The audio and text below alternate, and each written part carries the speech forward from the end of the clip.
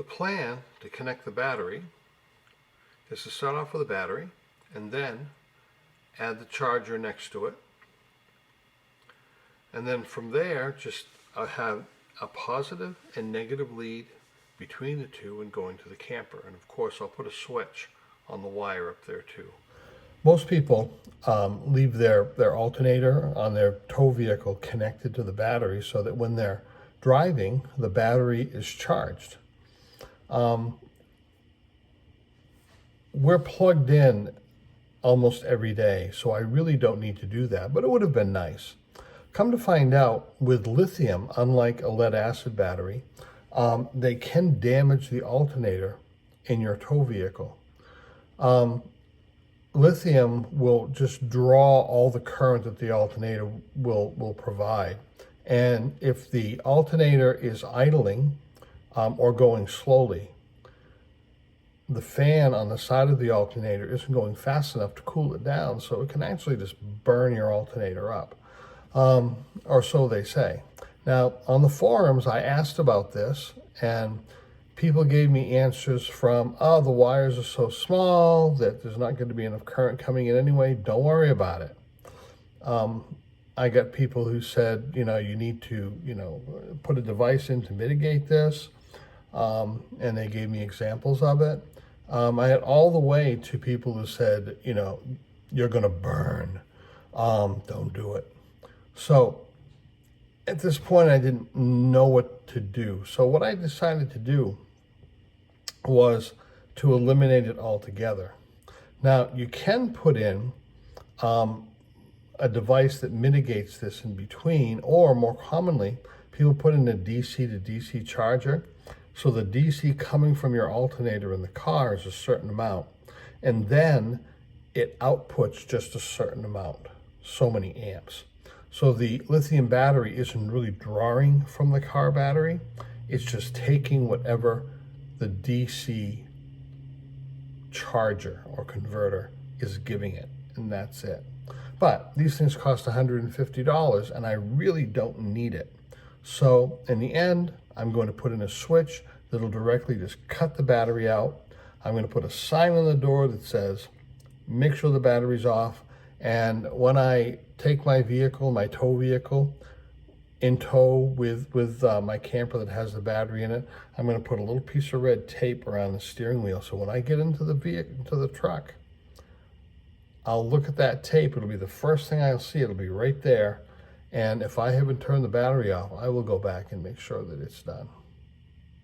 So that's my solution. How not to burn your alternator up? Don't connect the battery to the alternator.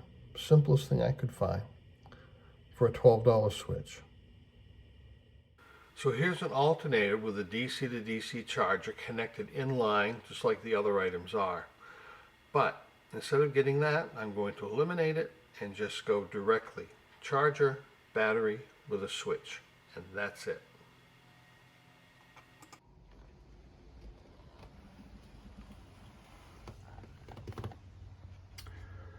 Well, I've still got to do a little cleaning up of wires, but the battery is installed.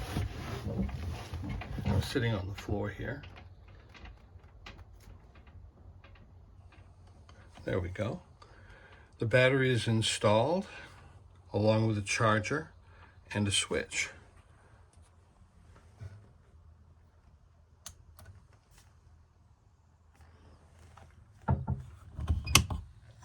And we have light and everything else. So, what's going on here? I have a small box-in area that's screwed to the floor with a bungee cord that goes around it to the other side. You can see in the back the plug. It plugs into the back of the big battery. Switch on the front, 13.2 volts. I have a battery switch here that cuts off the battery directly. Remember, this is where I wanted to be able to cut the battery off so it is not connected to the truck at all. So when I flip that switch, the red wire from the battery is disconnected. But the charger still stays plugged in. So if I had the truck plugged in, or plugged into the trailer, or if it was even running, the charger could work to charge the battery, and it would run the lights in here and everything else. Because remember, the charger also acts as a power supply. That is the holder for my charger. Victron sells a plastic one, which is roughly shaped the same way. It looks a little more elegant, but this saved $12, $15, I think. I still have a few wires I need to put up in there. I was waiting to see how everything fit before I did that. Some have to stay loose because I have to be able to disconnect the charger. There's a plug right up there, the blue one, and I have to have enough play in order to unplug the battery to remove it. Up in the top cupboard, I also have a fused area for all the 12-volt stuff, and a battery switch that just cuts everything out in the camper without cutting the battery off. That's a remnant of what I had before, and I just decided to leave it.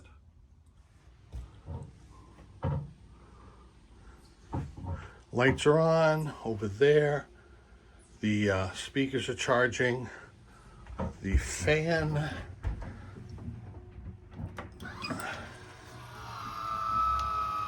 works. And the TV works because I can see a small red light over there in the corner. So there's power over there. So there it is. Power.